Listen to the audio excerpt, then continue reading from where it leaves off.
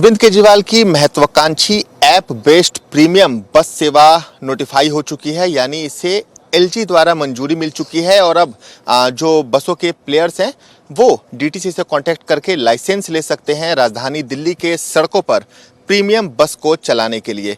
दिल्ली के परिवहन मंत्री कैलाश गहलोत इस वक्त हमारे साथ हैं। सर, 2015 से हम सुन रहे थे कि प्रीमियम बस सर्विस शुरू करेंगे और शायद भारत का इकलौता शहर दिल्ली होगा जहां प्राइवेट बसें, लग्जरी बसें चलेंगी। जी जी बिल्कुल।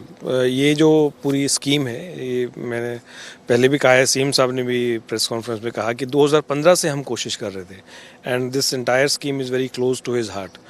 और क्योंकि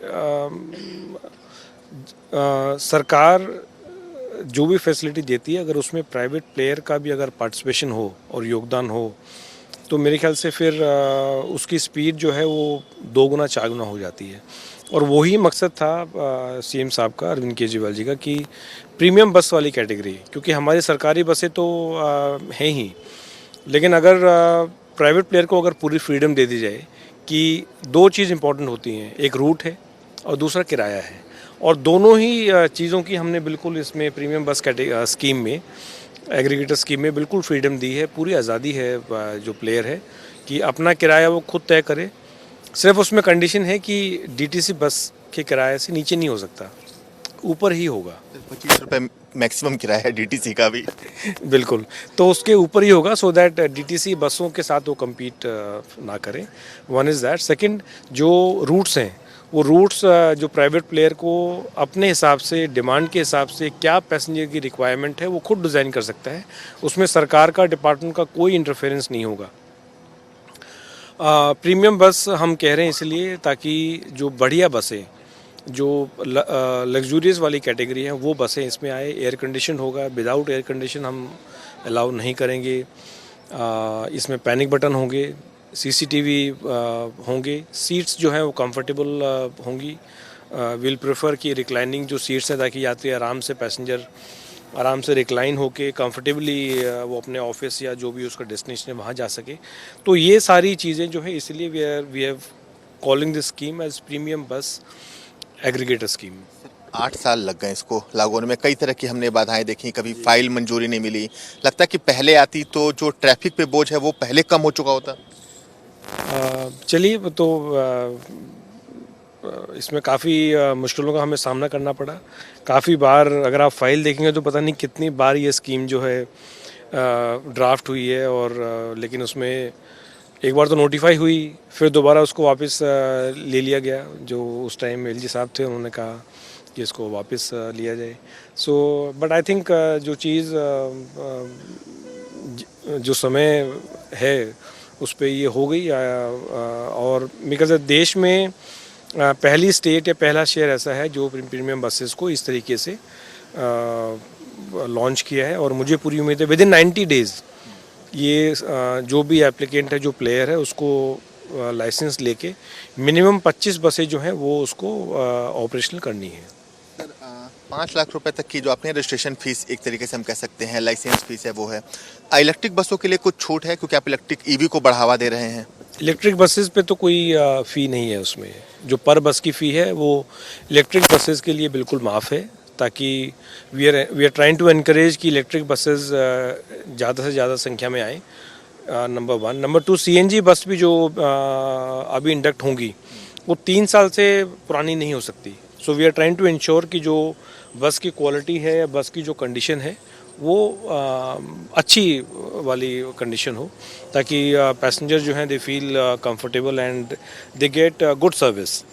वन इज़ दैट। सेकंड, 1 जनवरी 2025 के बाद इस प्रीमियम बस स्कीम में only electric buses will be allowed.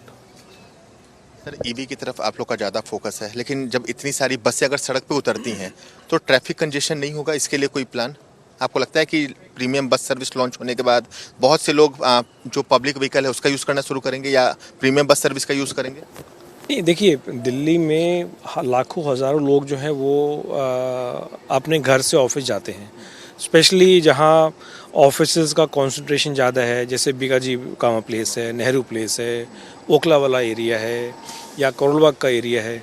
तो अगर इस तरह की स्पेसिफिकली डिज़ाइंड रूट्स और प्रीमियम बस मिलेंगी तो मैं समझता हूँ कोई भी व्यक्ति ये ज़रूर सोचेगा कि मुझे अपना निजी वाहन क्यों ड्राइव करना है, हमारी सड़कों पे ट्रैफिक तो है ही, तो वो क्यों ना आराम से बैठ के बढ़िया बसों में बिना किसी टेंशन के, बिना किसी एग्जर्शन के वो ट्रैवल कर सकता है। और जितनी ज़्यादा इस तरह की बसें दिल्ली की सड़कों पे होंगी, मैं समझता हूँ ट्रैफिक में कमी होगी, क्योंकि एक बस जो है वो 25 से 30 पैसेंजर को लेके चल रहा है।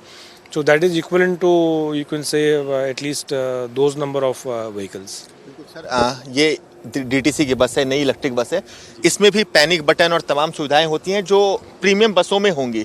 तो एक बार अंदर से इसका मुआयना कर लेते हैं, क्योंकि लगभग ऐसी ही बसें होंगी, सीटें से थोड़ी कंफर्टेबल और हो सकती हैं। और कंफर्टेबल हम उम्मीद कर रहे हैं कि और ज़्यादा। बिल्कुल, तो ये डीटीसी की इलेक्ट्रिक बस है और उम्मीद ऐसी है कि बसें कुछ ऐसी ही होंगी, पैनिक बटन जो होते हैं। देखिए, हम अब जो दिल्ली सरकार के बेड़े में जो बसें हैं, अगर आप उनको पहले से कंपेयर करें तो बहुत डिफरेंस है। और माननीय श्री अरविंद केजरीवाल जी का भी ये पूरा विजन है कि दिल्ली सरकार की भी जो बसें हैं वो बिल्कुल कंफर्टेबल होनी चाहिए। जैसे अगर हम इन सीट्स पे अगर हम बैठ के देखें तो पहले के मुकाबले में आप कंफर्टेबल हैं। ये जब ग्रीन वाली या ग्रीन वाली से पहले अगर आप पुरानी डीटीसी बसें, या हम स्कूल या कॉलेज में थे, तो उसके मुकाबले में, और ये मैं गारंटी से कह सकता हूँ कि जो हमारे दिल्ली सरकार की बसें हैं, आप चाहे किसी भी डेवलप्ड नेशन में चले जाएं, चाहे सिंगापुर जाएं, चाहे हांगकांग जाएं, लंदन जाएं, न्यूयॉर्क जाएं, बिल्कुल ऐसी ही बसें वहाँ पर आपको देखने को मिलेंगी जो आप दिल्ली की सड़कों पे। तो जो हमारी प्रीमियम बस वाली कैटेगरी में है, उसमें भी मैं समझता हूँ इससे ज़्यादा कंफर्टेबल लग्जूरियस सीट्स होंगी। उसमें भी पैनिक बटन का ऑप्शन बिल्कुल रहेगा। अगर किसी भी पैसेंजर को अगर अनकंफर्टेबल लगता है तो ये बटन अगर दबाएंगे तो उसका जो कमांड सेंटर में हमारा सिग्नल जाता है, वहाँ से फिर ड्राइवर से पूछा जाता है कि भाई क्या प्रॉब्लम है, किसी पैसेंजर ने पैनिक बटन दबाया, और सेम मैसेज जो है वो दिल्ली पुलिस को भी जाता है।